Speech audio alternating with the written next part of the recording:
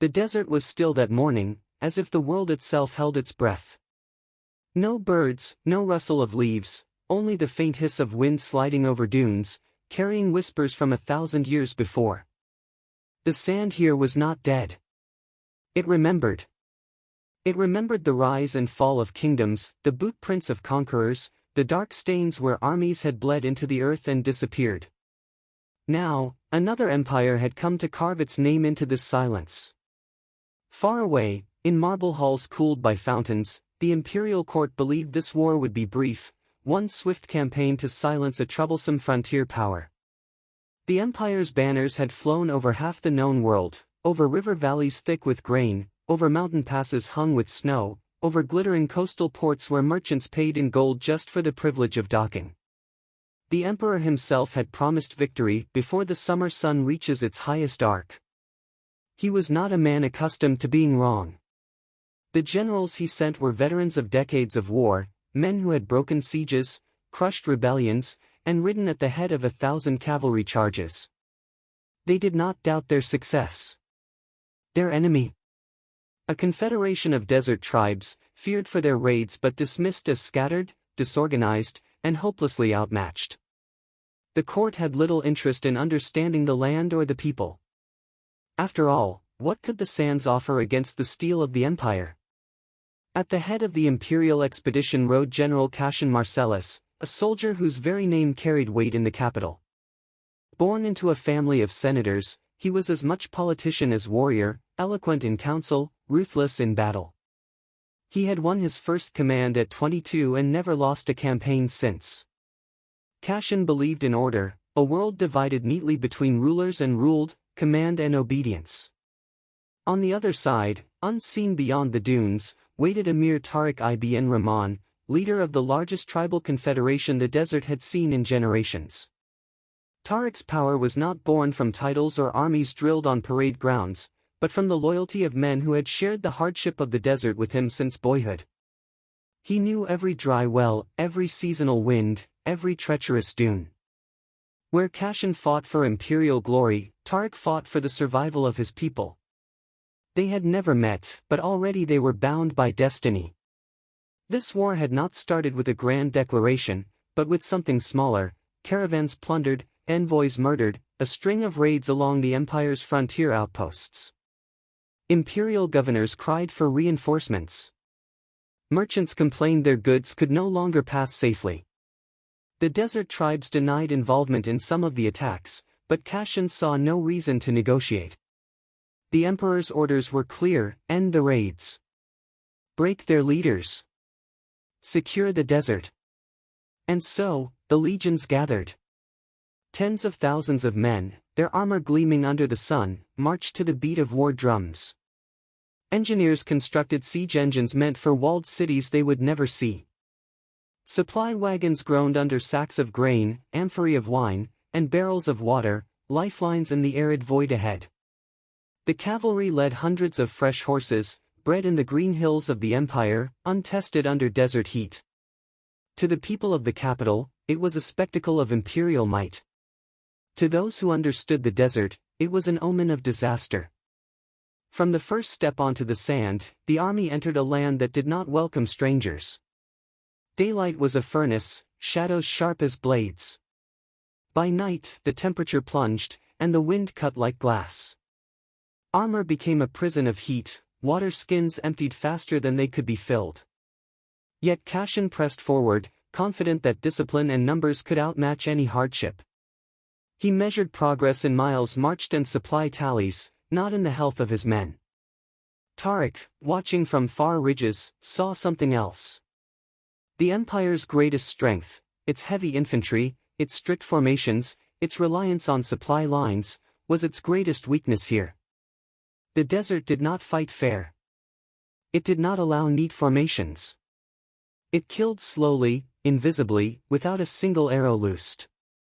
In the villages at the desert's edge, old men murmured that the sand was thirsty again.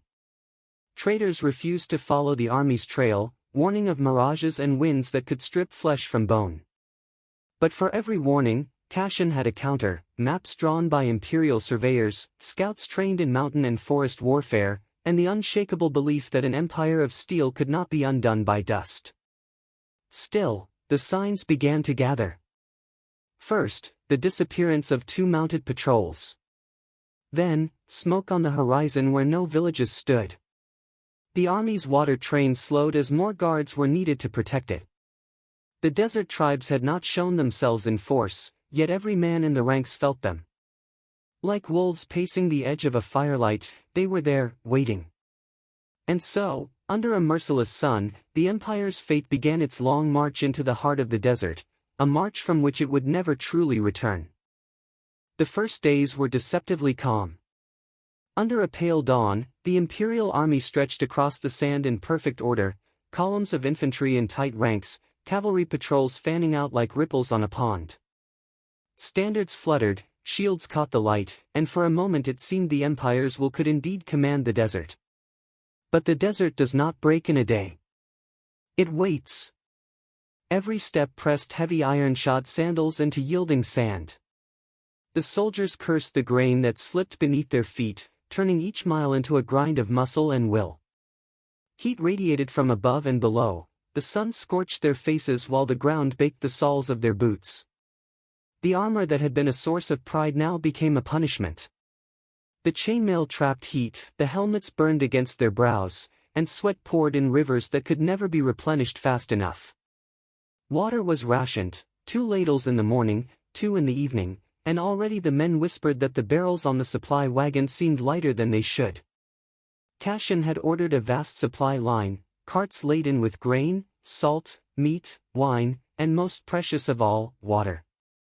But each wagon needed horses or oxen, and each beast needed food and drink of its own. Every animal consumed as much as it carried. The farther they marched, the more men were needed to guard the supply train, which in turn slowed the army's progress. In the capital, war was imagined in glorious charges and decisive strikes.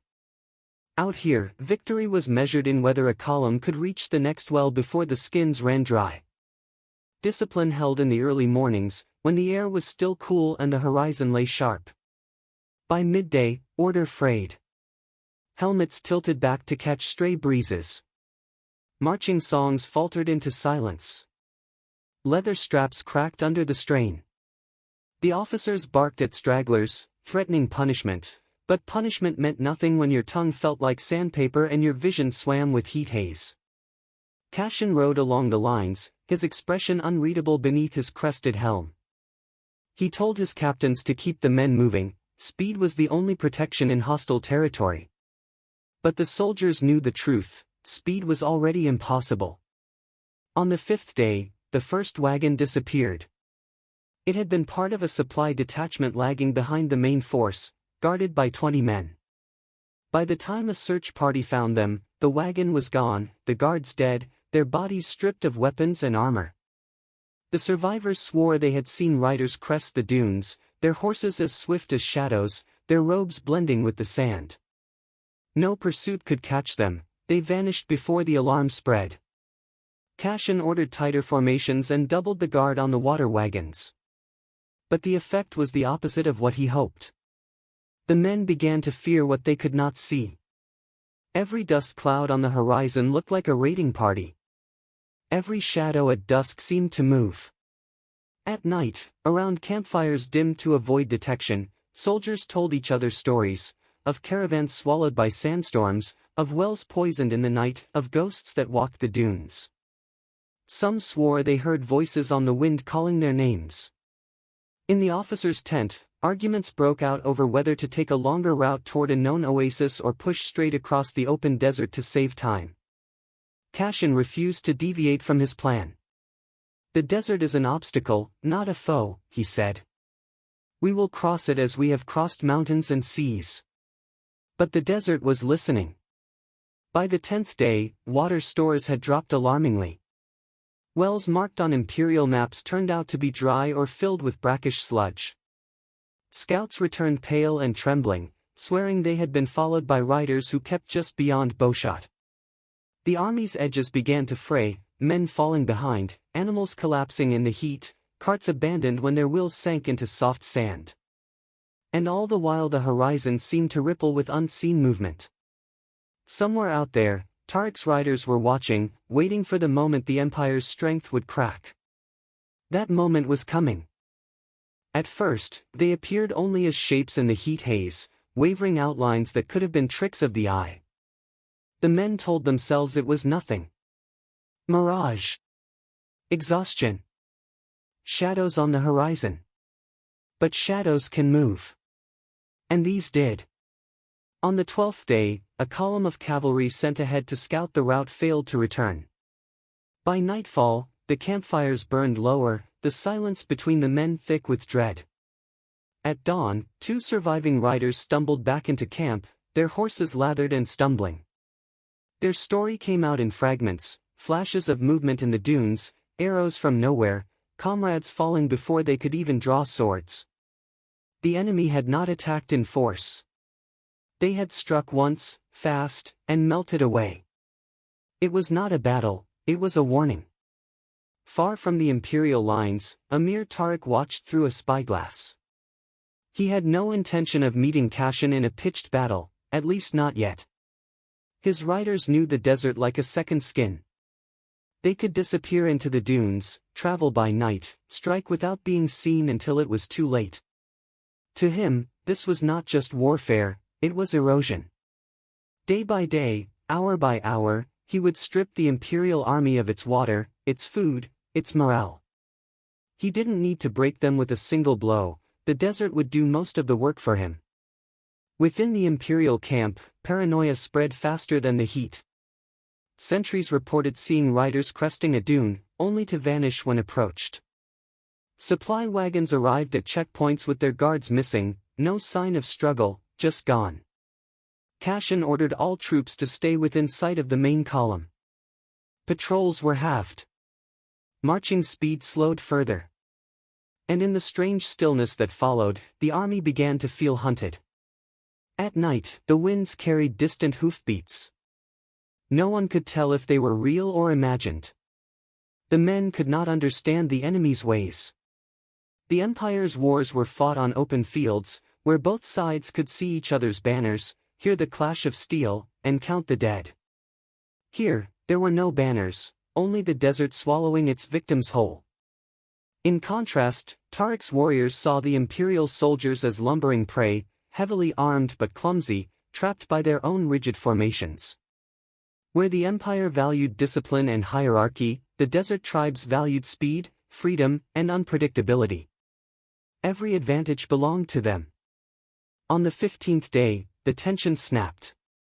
A small detachment was sent to retrieve water from a half-day's ride away. They never made it. Tariq's riders descended in a storm of arrows, cutting down horses, shattering clay jars, and vanishing before the main force could respond. The loss of the water was devastating. Worse was the knowledge that the enemy could strike anywhere, at any time. Kashan knew he could not keep marching under these conditions. He needed to force Tariq into a decisive engagement. But to do that, he would have to follow the enemy into their own territory, deeper into the desert, where the shadows on the horizon were no longer illusions, but the edge of a trap closing in. It began with the wind. A faint whisper at dawn, curling over the dunes, carrying the taste of grit. By mid-morning, it had risen to a low howl, bending the standards and stinging the men's eyes. Kashan cursed the delay, it would slow visibility, but he could not afford to wait. His scouts had finally spotted what they believed was the main body of Tariq's forces, camped near a shallow basin ahead. Kashan saw his chance. If he struck now, he could smash them before they vanished again. The legions advanced in textbook formation, heavy infantry at the center, cavalry on the wings, archers to the rear. Drums thundered, echoing against the basin walls. The soldiers moved like a single machine, disciplined, relentless, unstoppable. Or so it seemed. Halfway into the basin, the wind shifted. It came faster now, ripping loose streams of sand. Visibility dropped to a few dozen paces. Officers shouted to keep the ranks tight, but the storm swallowed their voices. From somewhere in the haze came the first arrows. They struck from every direction, long, curved shafts whistling through the sandstorm. Horses reared and screamed, men staggered, shields lifted too late. The archers were ghosts, firing from beyond sight, moving before a counter-volley could be loosed. Cashen ordered the cavalry to sweep the flanks, but they met only empty dunes. Then came the thunder of hooves, Tariq's riders bursting from the storm in tight wedges, scimitars flashing. They slammed into the imperial flanks, cut deep, and vanished again. Every charge felt like the killing blow, yet the enemy never lingered long enough to be trapped. By midday, the storm and the slaughter had blended into one. The air was thick with red dust and darker stains where men had fallen. The imperial formations, designed for open field clarity, fractured in the shifting sands. Squads fought in isolation, unable to see their own banners. Somewhere near the center, Cashen fought to hold his guard together. The sandstorm had stripped the gold crest from his helm, but his voice still carried, a rallying cry to keep the lines from breaking. He knew that if the center collapsed, the army would be surrounded. Tariq, watching from a ridge, saw exactly that moment approaching. The signal came in the form of a single horn blast. From three sides, Tariq's riders surged forward while archers on the basin's edge rained down arrows. The rear guard, already stretched thin from guarding the supply wagons, buckled first. Water barrels split open, soaking into the sand. Supply carts burned. Horses panicked and trampled their own lines. The basin became a trap, the dunes its walls, the storm its lid. Cashen tried to break out toward the east, where the sandstorm thinned, but Tariq had anticipated it. A fresh wave of riders swept in, cutting off the escape. The Empire's finest soldiers now fought not for victory, but for survival. In the chaos, there were flashes of grim heroism. An imperial cohort held a ridge for nearly an hour, buying time for others to retreat, until they were swallowed whole by a cavalry charge. An archer with a shattered leg propped himself against a cart and loosed arrows until the enemy cut him down. But there was also panic. Men threw down shields and fled into the storm, never to be seen again. Officers fell one by one, their commands silenced in the roar of wind and steel. By late afternoon, the imperial army was no longer an army. It was a scattering of desperate men, pockets of resistance collapsing one after another. Cashen, surrounded by his last few guards, made one final push toward the basin's edge, but an arrow struck his horse, throwing him to the ground. He rose to fight on foot, cutting down two attackers before a third struck him across the helm. When he fell, the men around him broke entirely. Tariq gave the signal to halt. The storm was clearing, the battle already won. The basin lay littered with bodies, the sand now streaked with the deep, iron scent of blood. Above it all, the sky glowed a muted red, as if the desert itself had marked the Empire's death. When the wind finally died, the silence was worse than the storm. The basin lay still, its dunes reshaped by the battle, its air heavy with the scent of blood and burned wood. Here and there, wounded men moaned, imperial and desert warrior alike, but most had already been claimed by the sand. Vultures circled high overhead, waiting for the living to leave. Of the tens of thousands who had marched into the desert, only a fraction stumbled away. Many were taken prisoner, stripped of their armor and weapons, paraded before Tariq's victorious riders as proof that the Empire could bleed. Cashen's body was never recovered. Some claimed he fell in the basin, others that he was taken alive and vanished into the dunes. The survivors carried more than wounds. They carried the memory of the storm, the terror of unseen enemies, the shame of defeat. For soldiers of an empire that had never known such a loss in living memory, it was a wound to the spirit as much as to the body. When word reached the capital, disbelief turned to outrage, then fear. The emperor's court erupted in chaos. Senators blaming generals, generals blaming the emperor. The loss of the desert campaign meant more than the destruction of an army, it shattered the illusion of invincibility that had kept subject states in line. Border provinces began to rebel. Allied kingdoms quietly withdrew their treaties. Trade routes once guarded by imperial soldiers fell under the control of desert tribes and rival powers. The treasury bled coin to raise new armies, but none could match the disciplined veterans lost in the sand. For Tariq, the battle was more than a military triumph, it was a statement. His people had not only survived the empire's wrath, they had humbled it. Across the desert, his name became legend, his tactics studied by every chieftain. Yet he did not chase the retreating Imperials deep into their territory. The desert had given him what he needed: security, respect, and control of the trade lifelines. In the years that followed, the empire's decline accelerated. Civil wars broke out between rival claimants to the throne. Former allies turned into enemies. And in every tale told, in every corner of the realm, the same truth was whispered: it was in the desert that the empire began to die. The sands had claimed an army, a general, and an era. What remained would crumble grain by grain. History remembers empires for their victories, but it defines them by their defeats. The desert battle was more than a clash of armies, it was the collision of two worlds.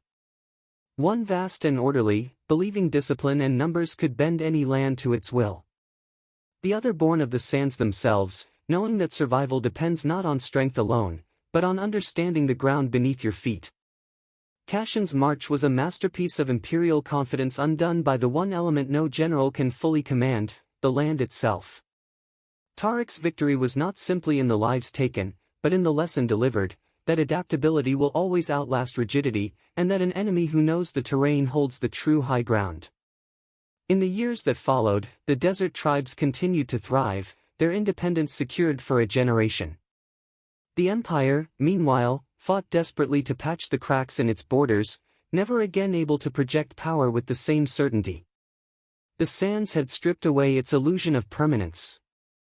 Even now, the basin where the battle was fought is empty. The wind moves over it as it did before the first soldier set foot there, erasing footprints, covering bones.